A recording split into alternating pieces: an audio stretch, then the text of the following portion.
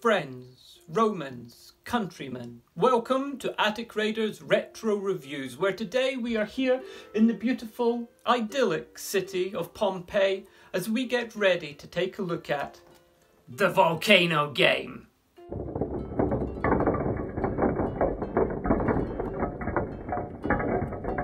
The Volcano game was released by Ideal in 1981. Now, I say 81, but there's a bit of a discrepancy here. The box itself has got 1980 printed on it in Roman numerals, which is rather apt for this game, I think.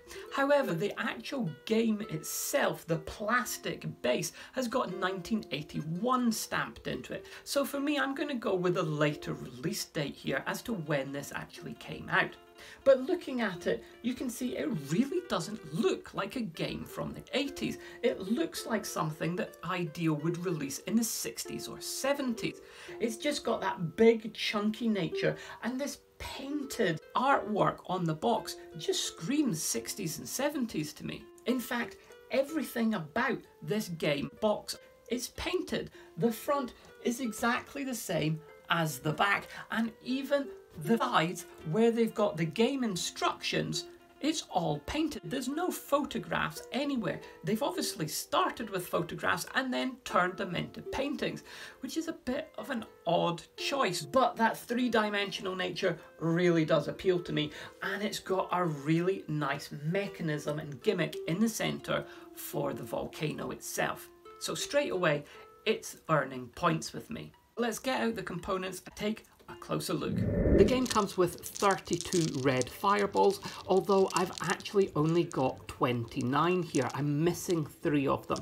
However, because there is a maximum of 4 players and each player only needs 7 fireballs, you only actually need 28 of these in order to be able to play the game. The other 4 would be spares, so with 29 I can play this game easily. We've got 36 temple building pieces, and you will need every single one of these in order to be able to play a 4-player game. The temple pieces consist of 16 pillars. There are 4 with zeros on them, 8 with 1s on them, and 4 with 2s on them. There are 12 girders, 2 with zeros printed on them, 5 with 1s printed on them, 4 with 2s and 1 with a 3. And lastly, we have 8 triangular roofing beams. We've got 1 which has got a 0 on it, 4 which have got a 1, 2 that have got a 2, and 1 that's got a 3. The object, of course, is to be the first one to build a completed temple, and temples will look something like this. But of course, the temples aren't being built in just any old place. They're being built on an erupting volcanic island, a fireball island, if you will. And this game board is quite abstract and simplified, but it is a really nice piece of kit.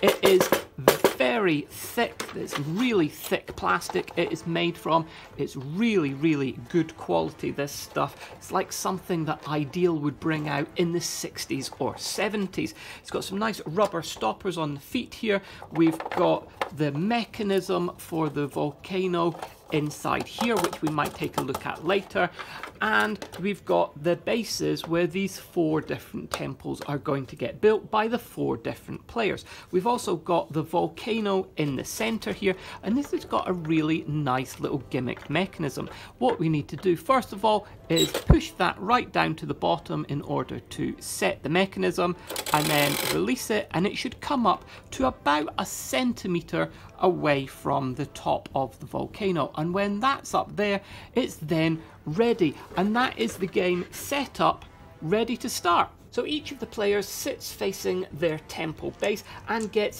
7 fireballs or lava balls, which just sit down in their section. The building pieces are placed in a common pool which every player can pick from.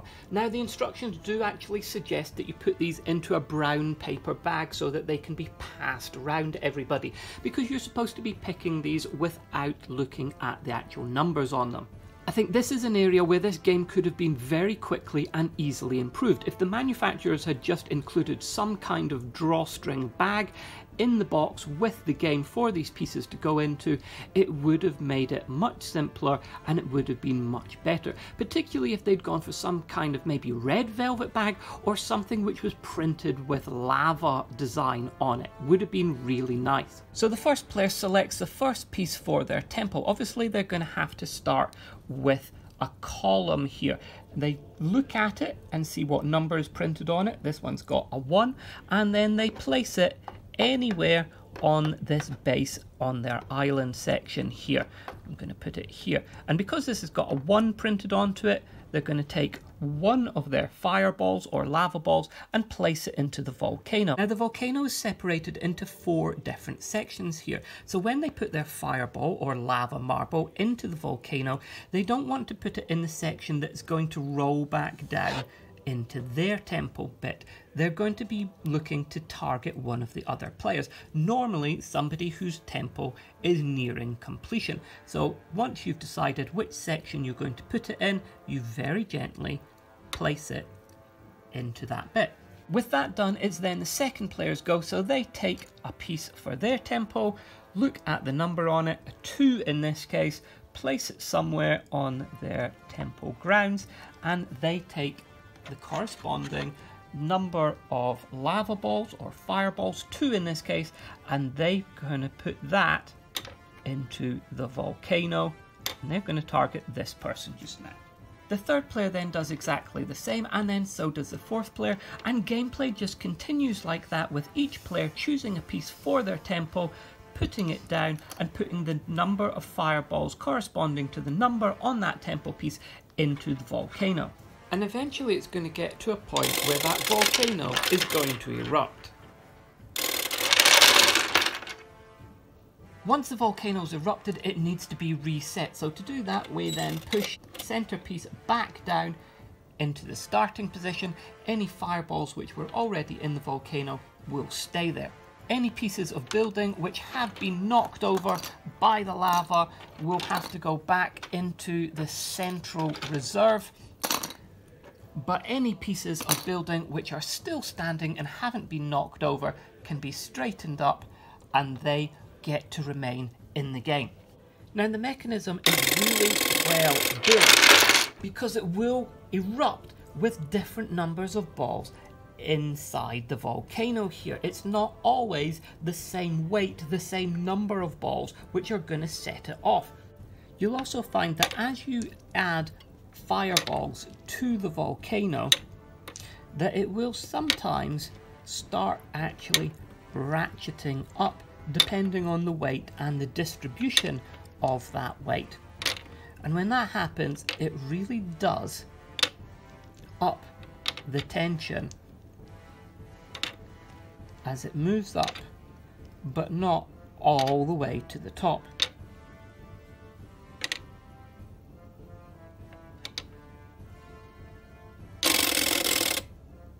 Because you know sooner or later it's going to go for real.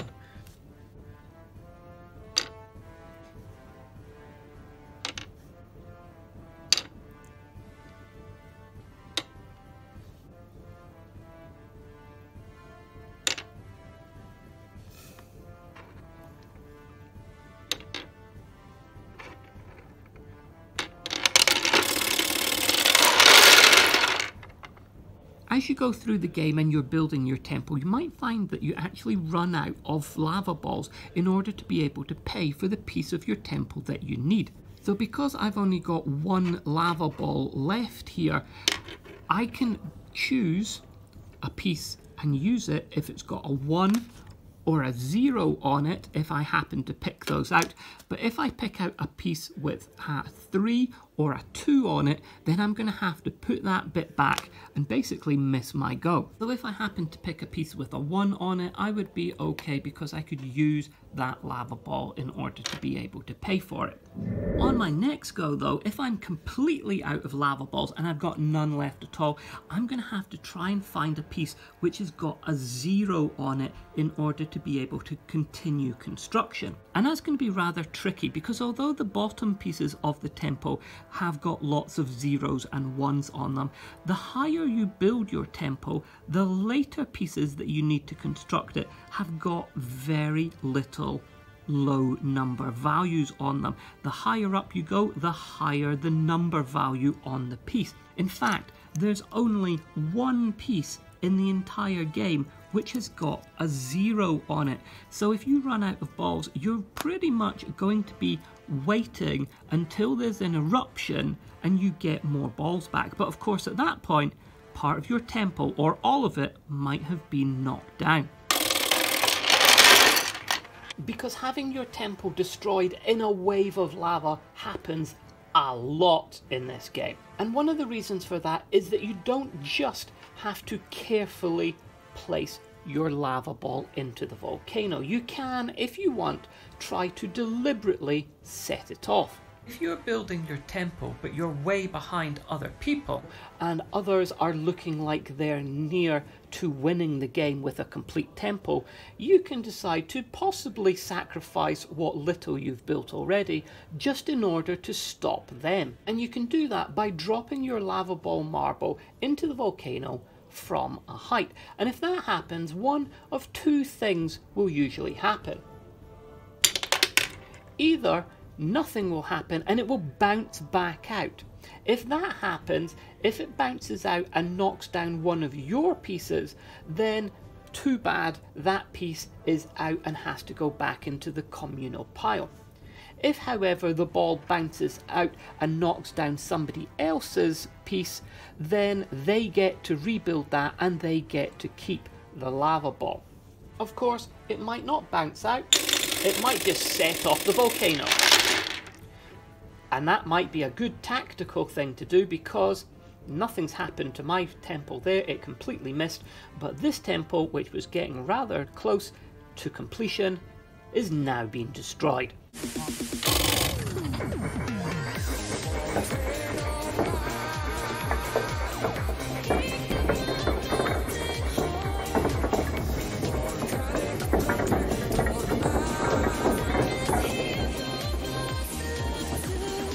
This game is quite simple and really quite easy to teach, so you can play it with pretty much anybody.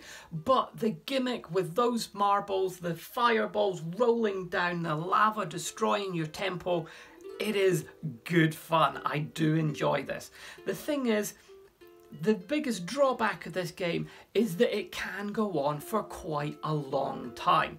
You think that you're getting close to completing your temple and suddenly it falls down, and that happens a lot, an awful lot. This game can last up to 20 minutes at times, which you do find it seems to outlast its welcome sometimes.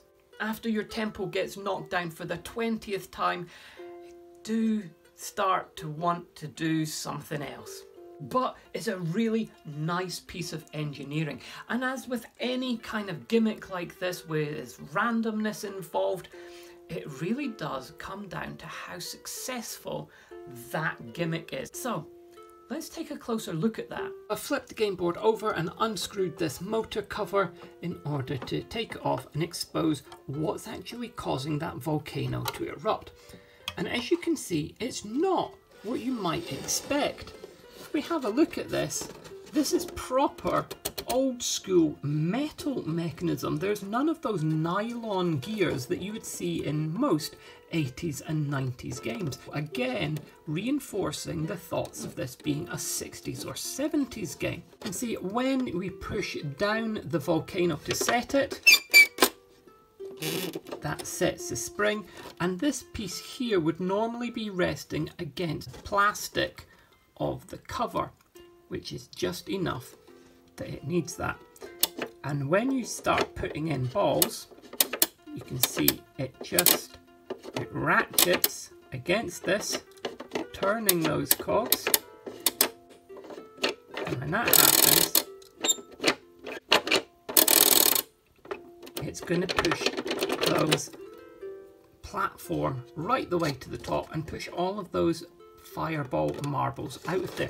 But this is a real old school piece of technology here, and it works really, really well. There's nothing flimsy about it at all. So I really think this is a great piece of kit. It's obviously not going to be for everybody, but I really do quite enjoy this game. One of the things that we were discussing when we were playing this game is it might be quite interesting to have different weights of red fireball marbles that you could put into the game. Or another idea was that it might be different weights of tempo pieces. So perhaps you could have some heavier tempo pieces and some lighter ones, the heavier ones being less likely to get knocked over by the marbles. And perhaps those could have higher values on them so that you have to pay more fireball marbles in order to get those. Remembering that you've only got a limited number of fireballs, and once you run out of those you're going to find it much more difficult to continue building your tempo.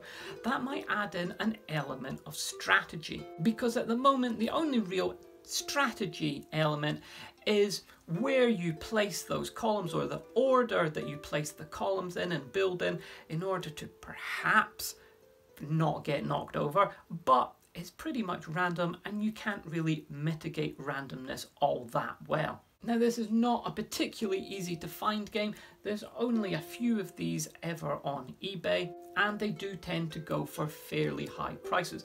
I managed to get this for about £10 though, which I think is a good price for this game. I have to say, for the family appeal, playing this with young children, I really do quite like this game. It is a recommendation from me. Well, until next time, from here in beautiful Pompeii, this is Attic Raiders Retro Review.